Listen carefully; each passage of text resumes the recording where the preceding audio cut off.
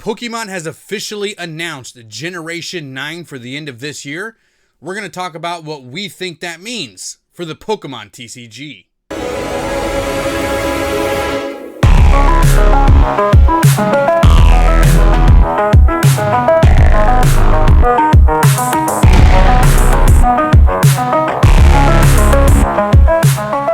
What's going on, everybody? Welcome back to the Gym Leaders Podcast, where we talk all things Pokemon TCG, and maybe a little bit of Pokemon video games and just Pokemon in general. In today's video, I'm Travis with TCG Funhouse. And I'm ASX with ASX TCG. And as you've heard, we got Gen 9 on the table today, guys. We do. And I know I said video because we are over on YouTube, guys. But we are also on all the audio platforms. So if you're listening via audio, you are also welcome to this. I don't know why you wouldn't want to watch our beautiful faces on camera, but big shout out to you guys. Give us a 5-star review and give us a follow. Really helps out those platforms. And if you are indeed on YouTube and you're new, drop a sub, hit that like. You guys know all the original stuff. But yes, earlier this year, really just about a couple of weeks ago, Pokemon announced Generation 9 coming in late 2022, so we can assume they mean Q4, right? Yep. I'm sure they're going to want to get the game out before Christmas. That's usually like a hot topic right there. So I would fully expect a release in at the very earliest November, and at the very latest, maybe actually Christmas Day even could be something that they talk about. When do you think we're going to see Generation 9? Yeah, I definitely think this is going to be a holiday season thing. I mean, it would make the most sense for them to push it out around November time, maybe late October. We might see serious pre-orders and stuff for it, like that. But yeah, serious I definitely think it's going to be. Yeah, I think it's going to be, well before Christmas time, and enough time before Christmas time to be able to get it for the holidays. All right, so let's see what they typically do. So. Okay, so they've been all over the place. I was like, let me go ahead and take a look and see. Okay, so yeah, normally it looks like primary series games come out in November time, right? So they do have some December releases for Hey You Pikachu and stuff like that, but it seems to me that November dominates a lot of the release dates. Pokemon Ruby and Sapphire was November. Pokemon Gold and Silver was November. So it seems to be they have a little bit of a trend there. So I would probably expect a November release date would make sense. And I know we've gone this far into the podcast without mentioning, we actually know their names. It is Pokemon Scarlet and Pokemon Violet. What do you think about them going back to colors after doing X, Y, Sun and Moon, and Sword and Shield? Now they're back on the color scheme. What do you think? Yeah, it felt familiar. We got a lot of other, games that with the color theme. So I can dig it. I like it. Yeah, me too. Me too, for sure. It really does kind of bring back a nostalgia type feel for me. The red and blue, gold and silver, ruby, sapphire. You take these black and white, you got the color schemed and then they went away from it, which kind of changed the way you felt. Me, anyway, and I feel like we're going back in time and they're going back to revisit some of their roots, which I really hope they do with some of the storytelling, because the storytelling in the last couple of games has been really, really weak. Arceus has been cool, but Sword and Shield, the storyline for Sword and Shield was so vanilla and it was so bland. Sun and Moon, they went off on a big side note and tried to do all this crazy stuff, but it still didn't really tickle my fancy. And all that. So hopefully they go back to some of the storytelling from before in the Kanto region and Johto region and stuff. I'd be really excited for that. We also got the reveal of the 3 starters, right? So we got who the one you like to say. I know you like to say his name. Fuecoco? Fuecoco. Yeah, that's the one that you so we got Sprigatito, Fuecoco, and Quaxley are the 3 starters. And I know that people have this conversation all the time. But I've got to be real with you guys. This is probably the most underwhelmed I have been with starter releases maybe ever. You know, like I didn't Interesting. mind the Sword and Shield ones. The Sword and Shield, you know, Sobble and Grookey, like they were cool. But these, the only one that I really find intriguing is Fuecoco. You know, Sprigatito looks pretty cool, but it looks like Yeah. it's a grass type Litten to me. Yep. So I mean, literally, if you put them side by side, they are almost the exact same design. It looks like they put them side by side and said, "Hey, let's turn some of these sharper edges, fluffy edges, and turn it green." And now we have Yeah. another version. Not to mention that if you look at it really closely, they did not really edit this very well. I've been seeing this all over Instagram and stuff to where like an artist actually fixed it. One of the eyes for Sprigatito is completely crooked. So it's the right eye. So if you're looking at Oh. the one on Pokemon.com, it is totally just like turned a little quichua. Yeah. And Yep. now you can't unsee it, and it makes it Oh look even no. worse. Oh, why'd you have to do that? It makes it look like a derpy grass cat now. And I was kind of like, Oh oh man. no. I see it. Of course, you know, we can't make full determinations on starter Pokemon until we get the final evolutions, which they've actually done a really good job at keeping the final evolutions leak free. Yeah. For a while, I mean, Sword and Shield, we knew the early stages of these Pokemon months and months and months before we got the final versions. And I don't think we got the final versions for the Arceus starters, you know, the Hisuian variants Yeah. until like maybe a couple days before, if I remember Yeah. correctly. Yeah. It wasn't long before. So yeah, so I mean, who knows about this? But I got to get your honest opinion. I know you like the Fuecoco, but what is your initial Yeah. thought on the starters? Yeah. So initial like feeling on it. I would say initially I didn't feel so good. They are growing on me. I will say that. I feel like for some reason these feel like really cartoony, and I mean like kind of like our like the older cartoons, like you know that we saw probably like back in the 90s. Yep. Kind of like that art style almost. Um, you know, I kind of feel like, and this is the reason why Fuecoco has really grown on me. I feel like he's kind of like a Totodile a little bit, like that It's high true. energy, just like really happy. He's always got his mouth Man, open, you you know, had because to, he's always dude. You saying had to something. say that now because I didn't even put two and two together for that. And now all I see is the exact same thing. Now I just see a Yeah. fire type Totodile where they took the sharp edges and made him curvy again. They did the exact same thing with Sprigatito and Litten that they did with Yeah. Totodile and Fuecoco, and now I'm pissed off. Now I had can't to take do it it. to you too. And all they did with Quaxley is put a freaking hat on Ducklet. That's all they did. Yeah. Yeah.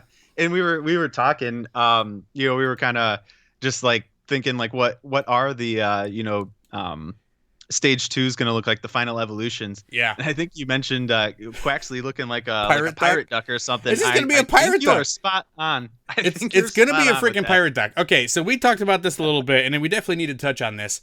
So, you know, again, we don't know what the final ones are gonna be, so we don't really technically know what Fuecoco is gonna end up being or Sprigatito is gonna end up being. But it's pretty common that we know we're getting a pirate Quaxley. Or like a wayfarer, you know, like Yeah.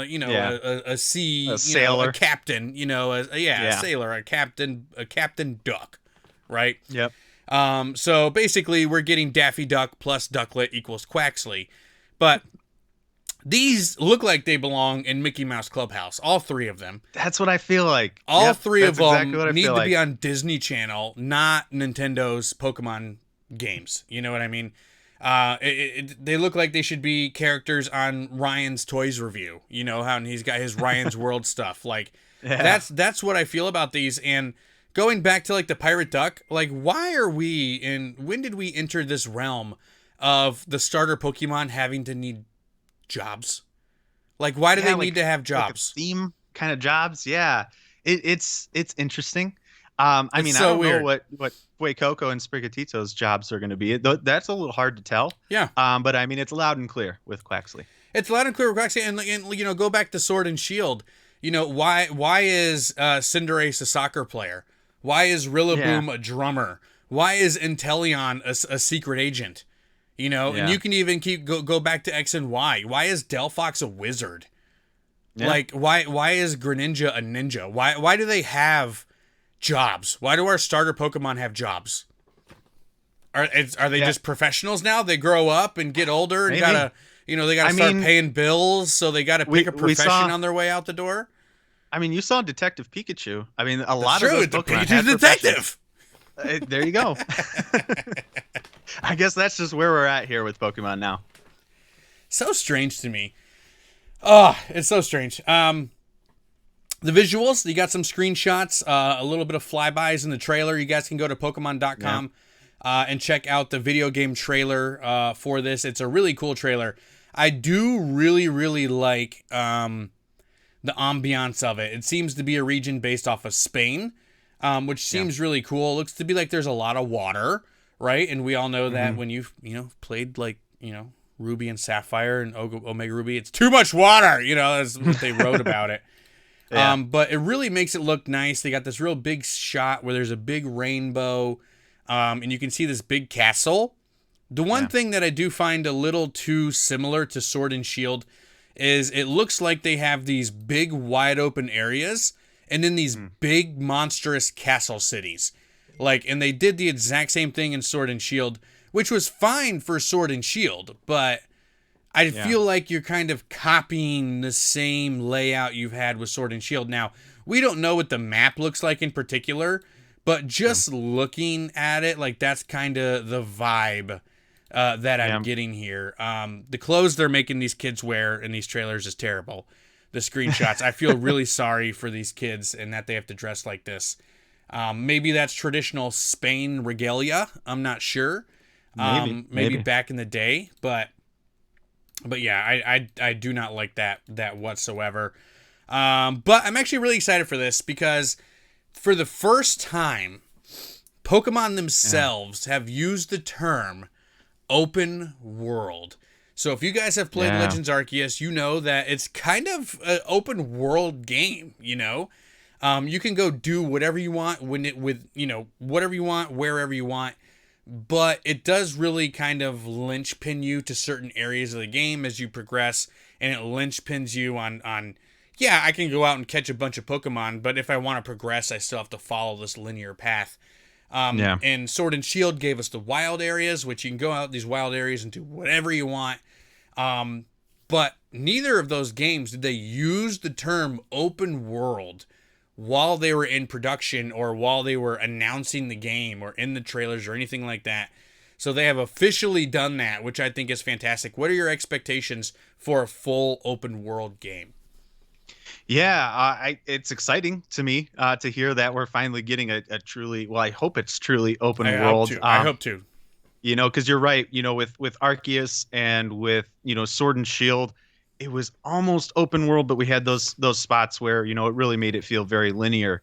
And I think with this open world kind of concept, as we were mentioning or talking before here, even though there might be still kind of like the same end goal with an open world, typically that means there's hundreds of different paths you can take to that final stage, right? So I think that's going to be super cool.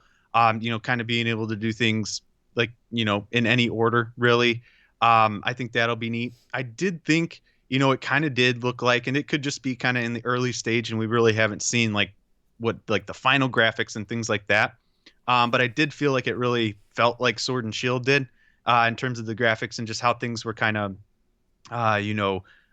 designed and things like that, which, I mean, we're only, 2 games away from that, one main game away from there. So it's not too surprising that it looks really similar, but, I was kind of hoping that, it might look a tad more realistic, I guess. But then again, Pokemon's really never been, into that and until we got to like Detective Pikachu, I guess.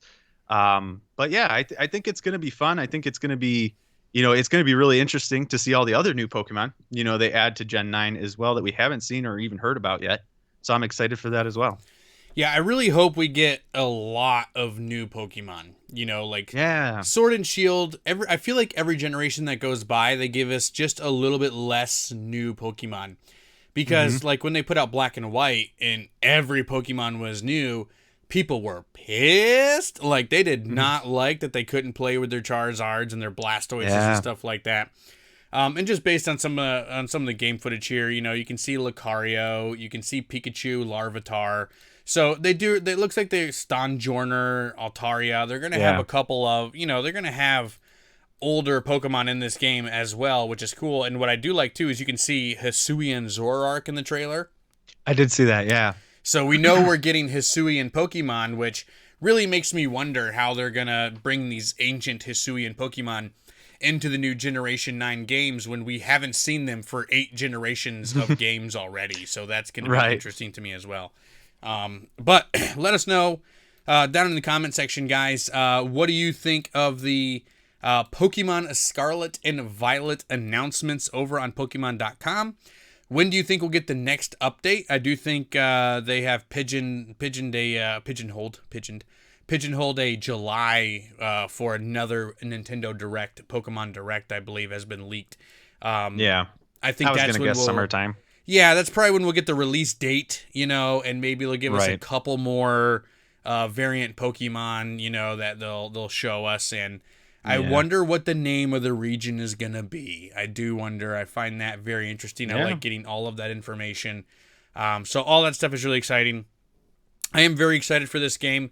I truly hope it is open world, but I'm really excited to find out what it's going to do to the Pokemon TCG. So as you guys know, usually when they give us a new generation, everything changes, right? So when we went from Generation 6 to Generation 7, they dropped EX cards and gave us GX cards. When they went from 7 to 8, they dropped GX cards and gave us V cards. VMAX cards, all these additional type of cards right now to where, gosh, we got VMAX, V Union, V Star, you know, Vicious, Vibracious, I don't know, all these different kinds of Vs going on. So I do wonder what we're going to get in place of those, because I really think they're going to continue that trend. I don't think they're going to just keep pushing Vs and V Stars down our throats after we get Generation 9. It'll be a whole new era that's starting off. And we're probably going to get different types of mechanics, different types of rarities. You know, are they going to be dropping rainbows, dropping gold cards, and picking up different types of rarities? I'm really, really interested to see what they're going to do. And I want to pick your brain here, ASX. What do you think that they're going to do? So we've done podcasts in the past where we say, this is what we want. What do you think they're going to do to the Pokemon TCG?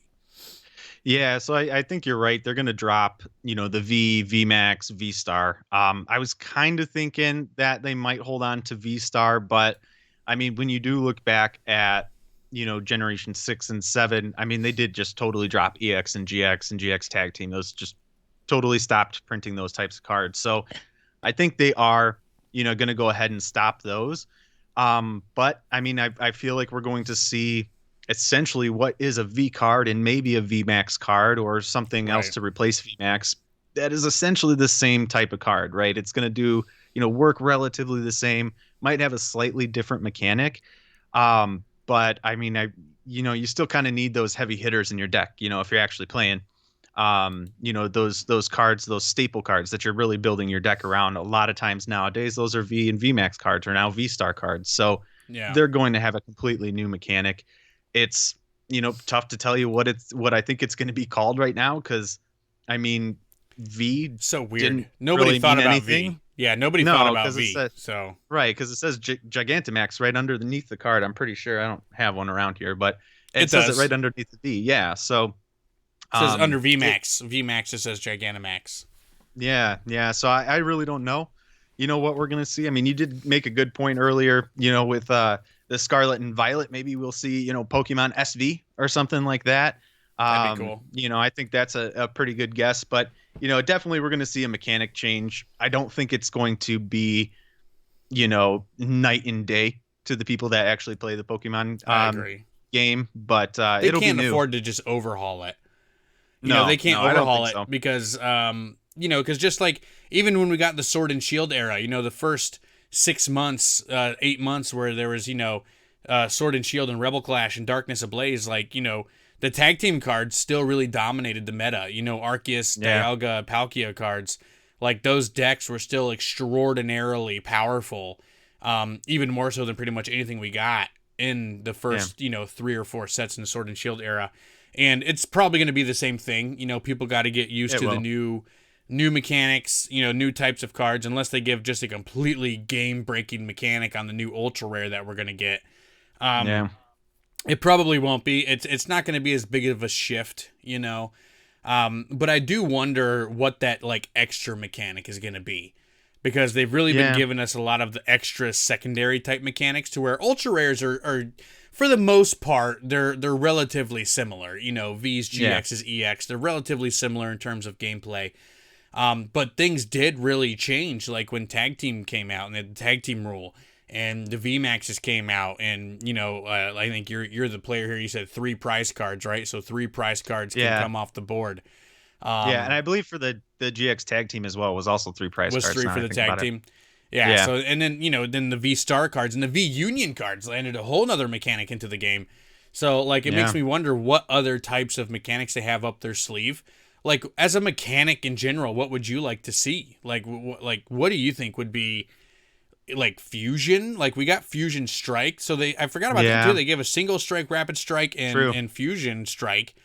Those are mechanics as well. So they're adding all these different caveats in, which really broadens the game a ton. But like, what else could they do, man? Like, what else could they do? Yeah, it's I mean, it's really tough to say. I mean, I think what might happen, I know a lot of players do like the GX rule and like the GX like attacks and stuff like that. So I feel like they might kind of continue that, especially since they just did that with the V Star. We have the V Power, V Star Power, whatever it's called. Yeah. Like I said, I know a lot of players do like that type of mechanic, so I think that might stay. I definitely missed it when I was playing throughout the Sword and Shield era, and didn't have that up until now, when we got Brilliant Stars and the V-Star cards. Yeah. So I think that is going to stay around.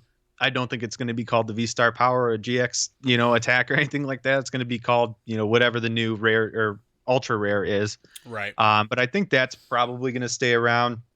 I could see them, kind of toying around with maybe, the amount of prize cards taken for certain types of cards. Mm-hmm. I know the games got a lot faster when it was like pretty much the VMAX decks going toe to toe, and really it was, it was just like 2 knockouts essentially. Yeah, pace of play. They want pace of play faster. Get more games in, especially if they're moving to an online model, which I do believe that they are still going to be pushing their new online game, a lot, because I'm sure they have sunk millions and millions of dollars into the new game that they're going to release, and they want people to play that game. So they might give us mechanics that are more online friendly that can create faster games, right? Because there's nothing more frustrating than hopping on the good TCGO and having a 28-minute round, with one guy, and then you end up losing at the very end, and it's just like, well, that was not worth it, my time one bit. Exactly. Yeah, so I definitely think we're going to see some stuff there as well, and I don't know. I mean, they got a lot to work with essentially. I don't feel like I've seen a lot of the actually like the game field, like where you actually play. I haven't seen a lot of changes there, so maybe a change there, especially with a potentially new mechanic. I mean, we got these V-Star markers. I feel like they're going to have something like that we're going to be able to flip, Right. But yeah, I'm really excited to see what they're going to do, being in this, kind of VMAX V-Star world for so long now. It's going to be nice to have a change, I think. Yeah. Well, I mean, I think everyone enjoys the change, because I remember when V cards were announced, everybody was like, these are terrible.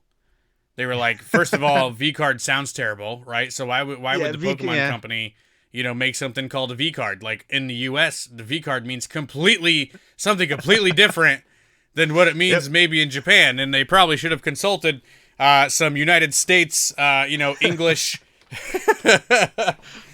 people first before they just started naming everything V card this and V card that. That still blew my mind. I was shocked when wow, I'm like, okay, we're going that route. All right, we're a kids card game. Cool, perfect. So that was really interesting to me. So I do wonder, maybe they're going to go with Z cards, maybe go back to EXs even. That would be kind of cool. That would be Because interesting. they had the EXs before, dropped them, and then brought them back during the X and Y era. So, Yeah, um, true. maybe even like a big conglomerate where they bring it all back. Maybe they bring back EXs, GXs, and Vs, and they're all printed as ultra rares. Oh That'd be man. cool. I would like that. That'd be dope. That would be. I mean that could totally change like openings and Everything, stuff. I mean, if you're everything. yeah, everything would start to feel like Brilliant Stars where there's so many different things that you can pull. But that would be so awesome. I think that'd be really cool to kind of bring it all back together like that. Yeah, it'd be cool for them to kind of find a way too to make like character cards like have a whole different mechanic of their own. That would be pretty Yeah, cool. that would be Incorporate sick. that. Because I wouldn't be surprised if they end up keeping those. I kind of feel like they're testing the water. I felt like they did test the water with Cosmic Eclipse and they had a really positive response. Yeah. So they brought it all back again, and now we're going to get basically 2 sets in a row that have character rares in them with Yep. Astral Radiance and Brilliant Stars. And I wouldn't be surprised if that's just kind of like the new normal, like let's continue to slot these character rares inside, give me a character rare, drop the reverses, give me a character rare in every single reverse slot, I am just game for that. make some a lot more rare than others, a whole nother Yeah. game inside of a game. That would be kind of cool. Yeah. Yeah, I would definitely be down for that. I'm done with the reverses. That's for sure. They could totally get rid of those in the next generation and Drop I'd be them. fine. Just drop it like it's hot. Drop it like it's Yep. hot. Okay, I won't sing anymore. I promise. Um, but yeah, so I'm really really interested. I think the Pokemon TCG could really use for just a major shakeup, like completely Yeah. across the board. Like not even just like the gameplay, but just everything, even for collectors. Like just change the packs. How many cards come in a pack? Change how many packs come in a box. Change everything. Just Yeah. make it. Magic the Gathering puts out these the secret lab things where you buy. You know exactly what you're getting when you buy these packs, right? Like they have a Street Fighter collaboration coming out, which Yeah. I'm really excited for. It's going to be so cool. Yeah, I But saw like those. Those look cool. for $40 or something like that, or $60, you just buy it and you get all of it. You get Ryu and Ken and Guile, and you get all the cards that you want. And it's a collector's piece, I would love Yeah. something like that. Like give us like instead of giving us the trainer gallery cards inside of the packs, like give us a trainer gallery thing that you can just buy that has all the trainer gallery cards inside, and you can build your whole collection on it, get them all graded, and have, hey, I got the entire trainer gallery. It would Yeah. be extraordinarily fun. Or give us an That entire would be cool. trainer gallery of all full art trainers. Let us buy a pack that has 12 full art trainers in it. Or maybe all the gym leaders from the Kanto region, all the gym leaders from the Oof. Johto region, and just put them out as like individual units, and you can buy the secret lair esque, because people hated secret lairs when they first got announced, and now that they're like, people are really starting to get in on it now. Like they're getting excited Yeah. when these things happen. So I would love to see something like that with the Pokemon TCG. That would be pretty cool. It would shake things up a lot, and it would just be really interesting. Yeah, I would love to see them kind of bring back um the tournament decks that they used to do where Yeah, it was actually like the deck that like a person played in the those are the tournament, ones won that the had like the tournament with. gray border, right? They had the gray border. I So believe like so. you could, because you couldn't play with them in an official tournament, right?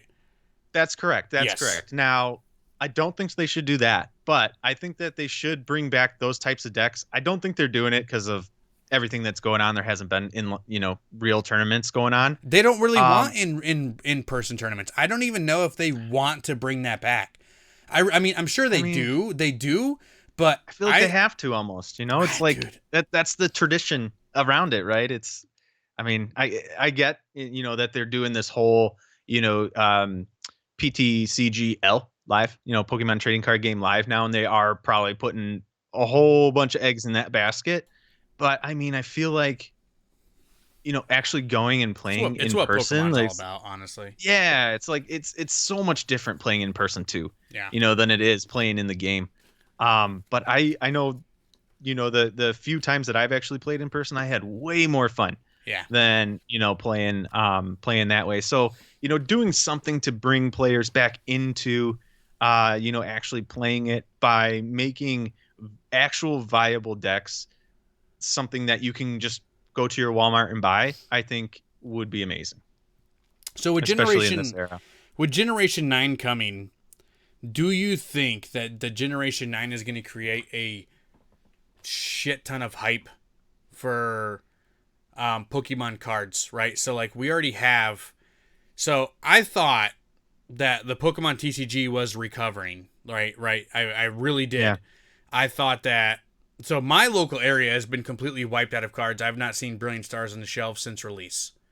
Oh wow. I have not seen Brilliant Stars in person at the store since release. I have not.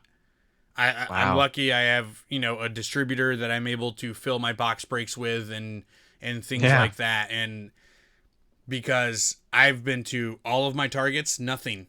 They went. My wife Wow. and Logan went to Target again today, and ended up finding just single pack of Vivid Voltage on the shelf. That's all there was. Oh man. Single pack Vivid Voltage. And granted, we were at this same Target on Friday and they had nothing. So the distributor came between Friday and Monday. So he likely went there today and there was nothing but Vivid Voltage single pack blisters on the shelf, which blew my mind. Blew my mind. Yeah, So- that's crazy. I mean, what was it? It was probably Wednesday of last week. I went out and I was still able to find some stuff. I mean, I wasn't finding ETBs. Actually all I was able to find were the single packs. Yeah. So that's all I could find, for Which Brilliant seems Stars. to be that's where all this printing is coming from. Like, so all of this, Yeah. we're turning our factories up to max and printing. I'm pretty sure they've only printed sleeved blisters. Like, that's it. I think that's so. all that they've printed. ETBs Yeah. are not, there's not an abundance of ETBs. There's not an abundance of these collection boxes and stuff like that. Like, I'm pretty sure, like, everything coming out of these new factories is just single pack blisters. Like, I think so, because like even thinking about like those new Walgreens mystery boxes that just came out, like Yeah. if you've ever seen those, Yeah, they're no, just I'm- jamming the sleeve blisters inside these small boxes now. I haven't seen them. Which leads me to believe that well that's how it is. They're literally just jammed in there. They're like folded at the top and jammed in these boxes. Jeez. And I mean that led me to believe that there's just a huge surplus of these single sleeve pack blisters right now. Mm-hmm. Yeah, it's crazy, man. It's crazy. But my original question was going to be, with Pokemon potentially coming down to Earth a little bit, not being as hot, which mine came down to Earth and then skyrocketed again. I don't know there must be somebody that just lost their job again and went and got back into it and now scalping full effect. But do you think that Generation 9 is going to bring back a whole nother generation of TCG players? Scalpers going to be through the roofs again, or do you think it's going to come down as Pokemon progresses into its next stage and all this stuff, or do you think there's going to be no change? I actually think we are kind of on a downslope. To be 100% honest with you guys, the big hype years I think for Pokemon were 2020 and 2021. Lots of Charizards, coming out to us in lots of different sets. We had the 25th anniversary and everything. So I feel like now that we're past that, I definitely think we're going to be on a downslope for a little bit. Maybe even really till we get to 30 years, the 30-year anniversary. I don't think we're necessarily at the lull right now. I think that might be maybe Generation 10. But Ooh, you think it's going to last that long? Yeah, I think it will, because there's a lot of exciting things coming out. There's a whole bunch of other Pokemon stuff that's happening that we don't necessarily talk about here on the channel because it's primarily TCG. So a lot of stuff coming out that I think will help keep people interested in Pokemon. Enough people, where it's not going to totally die out or anything like that. I don't think it will necessarily get as low as levels that we saw in like the Black and White era or anything like that. But that was really the lulls for sure. Yeah. And I just don't feel like we're at a point where it's totally going to go down that route. But I feel like we're on a little bit of a downslope. Right? Personally, I don't think we're ever going to get that far down again. I really don't. I don't think Pokemon is ever going to reach the doldrums of X and Y and Black and White era again. And my reason for that thinking is because the world has changed. It is okay. Like, nerd culture is cool now. It's like, rappers are wearing anime shirts and, like, it's just famous people representing Marvel all the time and anime and Pokemon and Hello Kitty, and it's like it's almost cool to be nerdy now, to where back in the day, you know, even when I was a kid and in middle school and stuff like that, and I was collecting cards, even though everybody collected cards, there was still this stigma of, oh my God, you're such a nerd for bringing your Pokemon cards to school. You know what I mean? Yep. Yep. So, I got that same thing. Yeah. But deep down, they collected Pokemon too. They were just trying to be cool. Like, that's really, that's kind of what we're finding out here in the later years, is that everybody collected Pokemon. Yeah, and they just didn't want to admit it back then. But right. I don't think we'll ever reach that far of a downslope again like we did in Black and White and X and Y, especially now that we have a generation of nostalgia lover millennials who are teaching their kids to enjoy Pokemon. Like, I have two kids right now, a 4-year-old and a 13-year-old. They're going to make sure that Pokemon is still popular. You know what I mean? And there we go. A lot of people I know are in the same boat as us here, you know, in this household. So, definitely. Yeah, it's just, and I don't know if, you know, trading cards might always be considered this investable asset and this tangible item, you know? Yeah, true. And I don't really see that going away when, you know, if people want, because people want product, you know, people want to hold items. They don't, you know, the stock market is cool and it's great for a lot of people, but some people just want to hold something and touch something and, like, have that as an investable asset. Same reason why people invest in gold and silver. You know, it's exactly the same theory. You know, but let's move forward here. So we talked about this last time. I have a couple of questions here from some listeners and some viewers. So we have a new segment, guys, to where we're going to stretch the podcast episodes out a little bit longer. So normally, when we started the podcast, we decided we were going to try to keep it within 30-35 minutes just to make it easy. Lately, we've been going to like 40-45 minutes. And if we're going to go 40-45 minutes, we might as well take it to an hour, right? So most podcasts go for about an hour. YouTube algorithm, whatever. Maybe it's good, maybe it's bad. I don't know. But I know for the podcast realm, you want as much listen time as possible. And one of the ways to do that is to make longer episodes.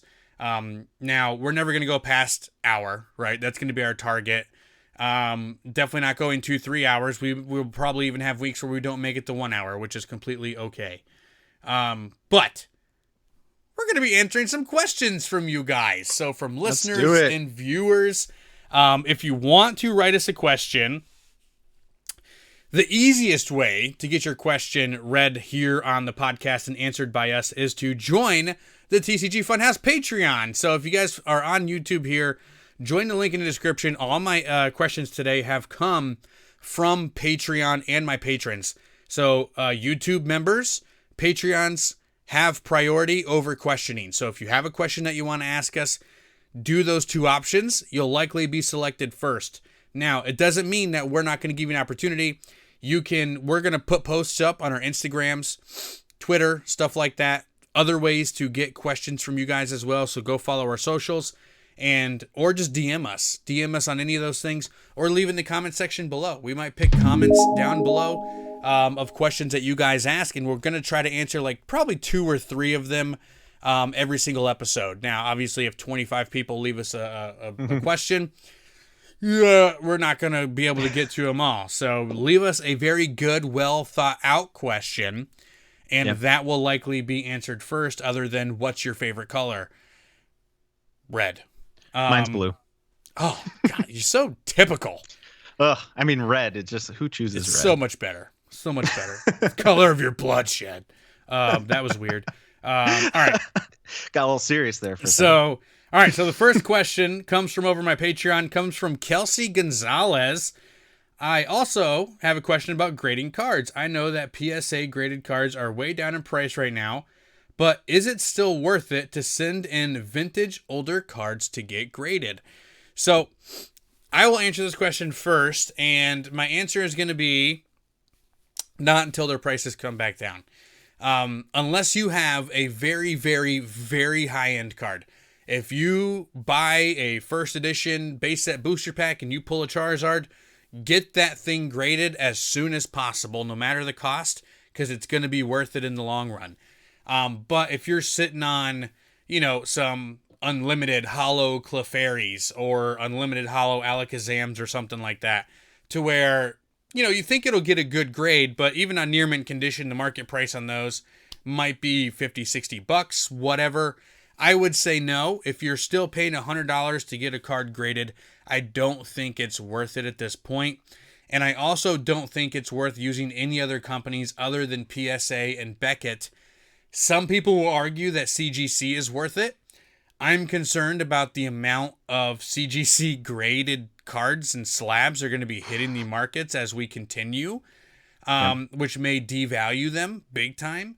So I'm always sticking to the big two, and at these current prices, even with your vintage older cards, I don't think it's worth paying those prices to get your cards graded. What do you think, ASX?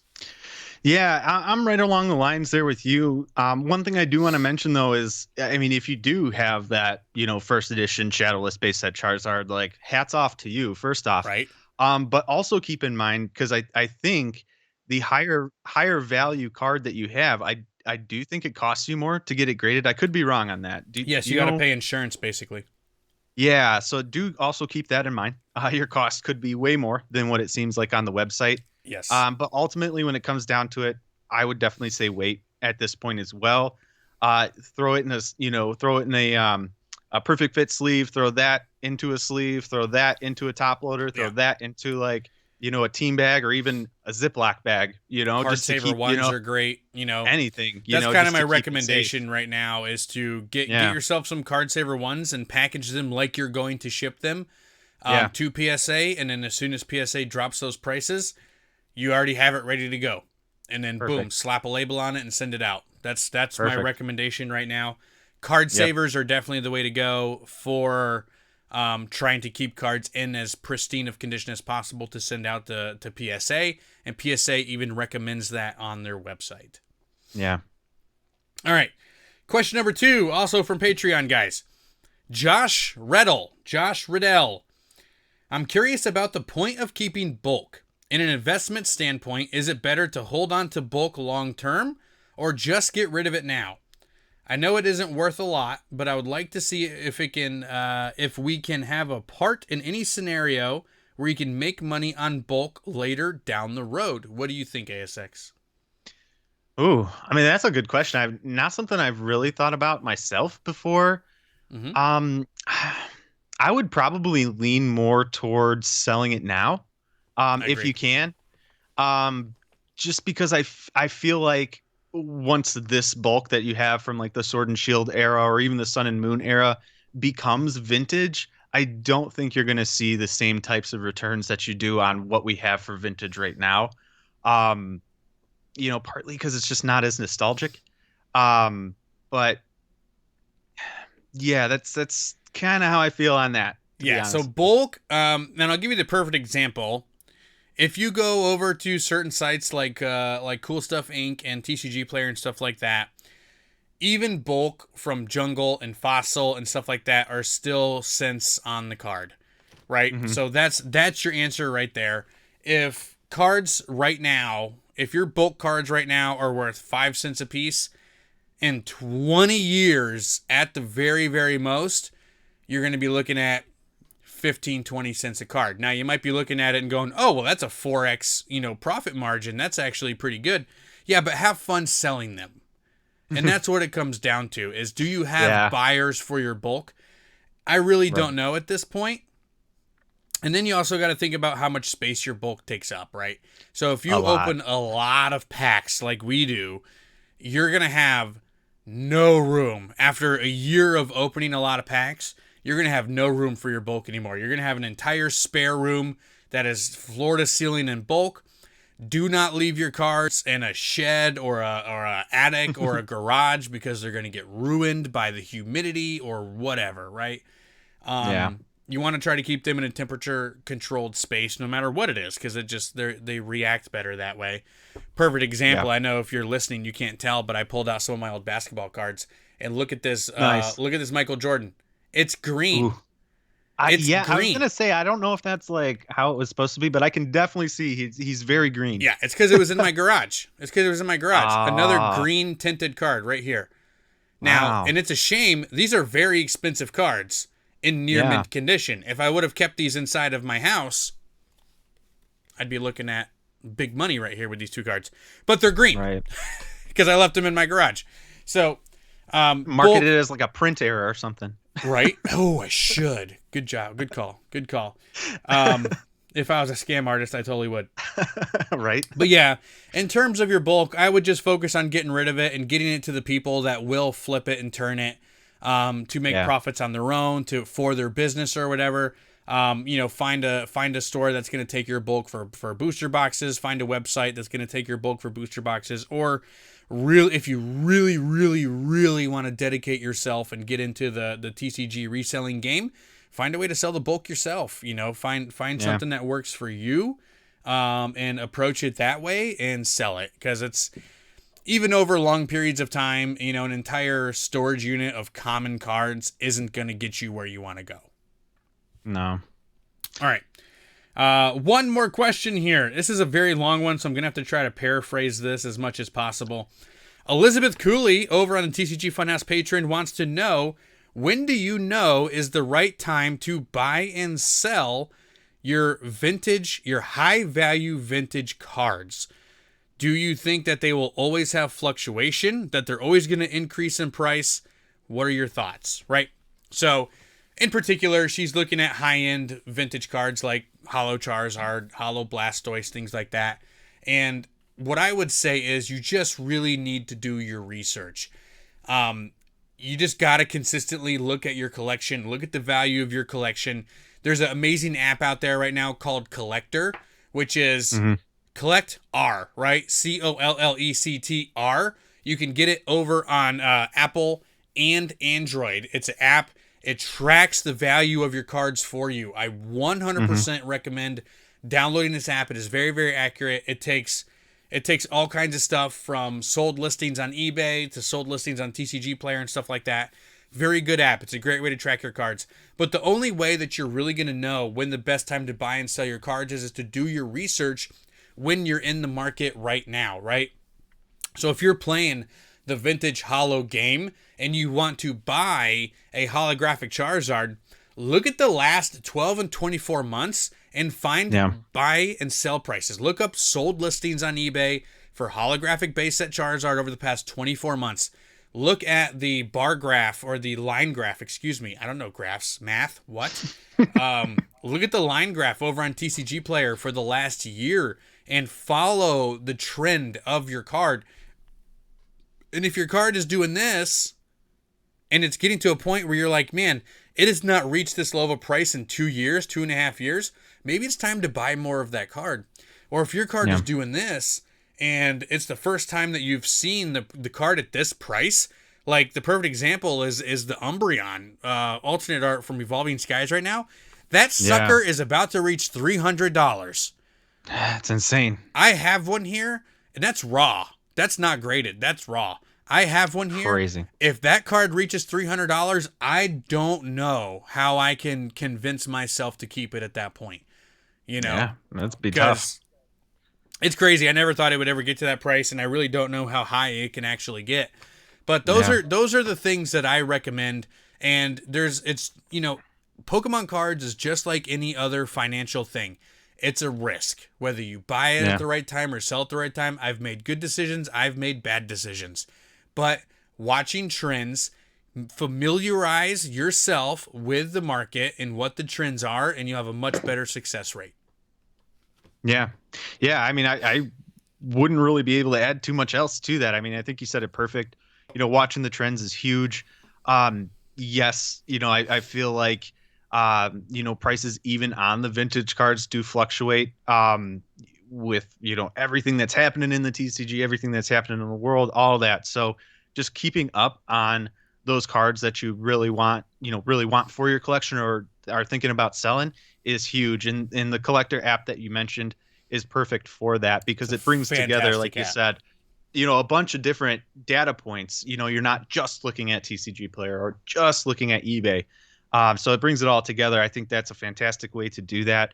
And yeah, it's all about just, making sure you're watching and, Yep. like you said, if, buy low, sell high is kind of, the main I thing wish there. if it was that easy, yes.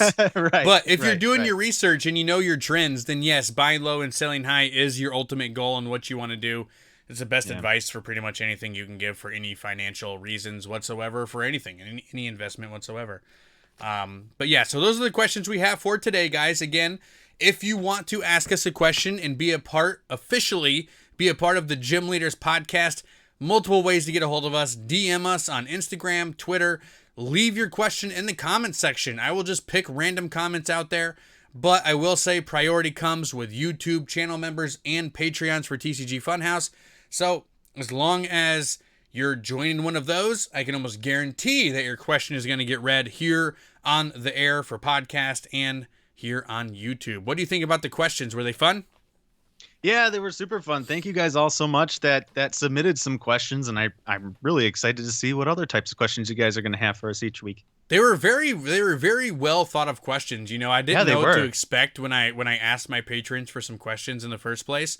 Yeah, There's more on there, but like those were the ones where I was like, oh, there's some gumption here. Like yeah, there's some there, and like those are the questions definitely. that we want, and all that stuff. So really, really good stuff. Now, right before we get out of here, guys, just a full disclaimer: TCG Funhouse live stream box breaks 2.0 is officially live, and what I mean by 2.0 is we have changed the way that we're doing our box breaks.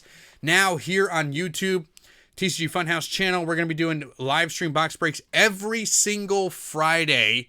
And instead of having like one Brilliant Stars box or two Fusion Strike boxes, it is a revolving door of Pokemon TCG booster packs over on TCGFunhouse.com. That's right. Right now, That's awesome. I got Battle Styles, Chilling Rain, Fusion Strike, Brilliant Stars, Evolving Skies, and I also have a mystery option. So if you don't know which pack you want to get, you buy the mystery option and you will get whatever the heck pack I pull out of my little hat. And it is so much fun, guys. And every time you buy into those box breaks for that week, you will be a part of the Friday box break here on YouTube. It is going to be so much fun. Like, shameless plug. Let's rock this thing, guys. I want to have hundreds of people in these streams on Friday, Like, I want to get That's awesome. PokeRev-esque with everyone just getting into these breaks, hanging out with me on Friday nights, and just being part of your guys' week, your life, every single Friday. Box break over at the Funhouse crew. So much fun, so much craziness. What do you have going on over at your channel, ASX? Yeah, well, I'm excited. I know I've seen this on the channel before, that I was going to be going live, but some logistical things happened. But guys, I'm going to be S going happens. live. It happens. But I am going to be going live at either the end of the end of March here or the beginning of April. Beginning of April is my birthday, so I'm kind Nice. of planning it out to do kind of like a live birthday stream. Planning on opening a bunch of Brilliant Stars. So if you guys want to see some awesome polls, Ooh. hopefully a couple Rainbow Charizards getting pulled, definitely come on over to my channel. We're going to be doing that at the end of the month.